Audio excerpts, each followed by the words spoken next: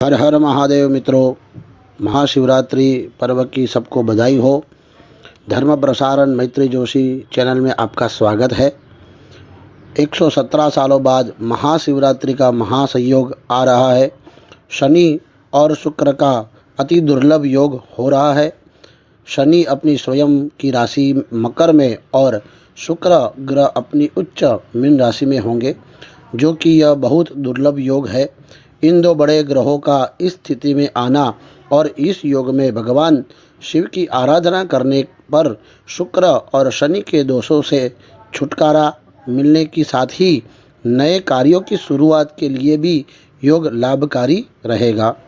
तो भगवान शिव की आराधना किस तरह से करें और उनमें से 4 प्रहरों की पूजा बताई गई है, तो वो प्रहर पूजा का क्या महत्व है, जानिए मैत्री जोशी के पास। जटाभुजंग पिंगलस्फुरत्फणामणिप्रभा कदम्ब कुङ्कुमद्रव प्रलिप्त दिग्वधूमुखे मदान्धसिन्दूरस्फुरत्वगुत्तरीयमेदुरे मनोविनोदमद्भुतं बिभर्तु भर्तरी। एक शिकारी की कथा 4 प्रहर के साथ जुड़ी हुई है। एक गुरुद्र नाम का शिकारी हर रोज जंगल में जानवरों का शिकार करने जाता था।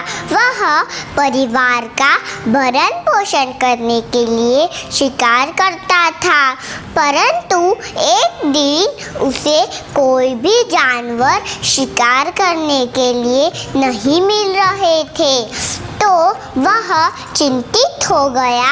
सूर्यास्त होने पर जलाशय के घाट से थोड़ा जल लेकर पास में एक पेड़ पर बैठ गया और वह पेड़ बिलीपत्र का पेड़ था। और बिलीपत्र के पेड़ के नीचे शिवलिंग था, जो बिलीपत्र के सूखे पत्ते से ढका हुआ था। रात का पहला प्रहर था और एक हिरनी पानी पीने के लिए आई। तो जैसे ही शिकारी ने निशाना लगाया, तो उसके हाथों में से बिलीपत्र के कुछ पत्ते और पानी की बूंदें नीचे गिरे। उससे भगवान शिव की पहले प्रहर की पूजा पूरी हुई। फिर वह हिरनी ने कहा कि मैं अपने बच्चों को उनके पिता के पास छोड़कर आऊं, फिर आप मेरा शिकार करना। वैसे करके शिकारी ने उसे जाने दिया। फिर वह चिंतित हो गया। फिर एक एक करके 2 और हिरनी आई। तो जैसे ही शिकारी ने निशाना लगाया, तो उसके हाथों में से बिलीपत्र के कुछ पत्ते और पानी की बूंदें नीचे गिरे। उससे भगवान शिव की दूसरे और तीसरे प्रहर की पूजा पूरी हुई। फिर सभी ने तो वादा किया था कि वो सब अपना शिकार करवाने के लिए वापस आएंगे, तो वो सब वापस आए। तो जैसे ही शिकारी ने निशाना लगाया, तो उसके हाथों में से बिलीपत्र के कुछ पत्ते और पानी की बूंदें नीचे गिरे। उससे भगवान शिव की चौथे प्रहर की पूजा पूरी हुई। फिर शिकारी ने निशाना लगाते समय सोचा कि ये सब तो जानवर है, तो भी अपना किया हुआ वजन निभा रहे हैं।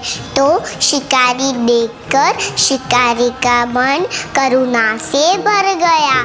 फिर शिकारी ने हिरनी को नहीं मारा। फिर शिकारी का ऐसा करने से भगवान शिव प्रसन्न हुए और उन्होंने अपना दिव्य स्वरूप का दर्शन कराया और सुख समृद्धि का वरदान दिया। अभी हमने मैत्री ने बताया कि 4 प्रहरों की पूजा की क्या महत्ता है और सबसे पहले ये पूजा प्रहर पूजा किसने की थी वो शिकारी की कथा हमने मैत्री के पास से जानी। और अब मैत्री ये बताएगी कि हमारी ये प्रहर पूजा में हमको क्या करना चाहिए, क्या भगवान शिव को प्रसन्न करने के लिए क्या चढ़ाना चाहिए वो हम जानेंगे।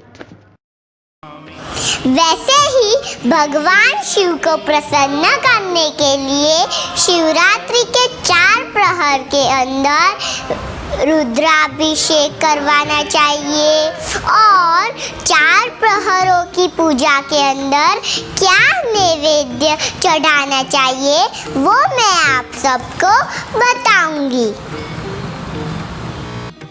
पहले प्रहर की पूजा में भगवान शिव को खीर चढ़ानी चाहिए, दूसरे प्रहर की पूजा में लाडू चढ़ाना चाहिए, तीसरे प्रहर की पूजा में मालपुड़ा चढ़ाना चाहिए, चौथे प्रहर की पूजा में शीरा चढ़ाना चाहिए।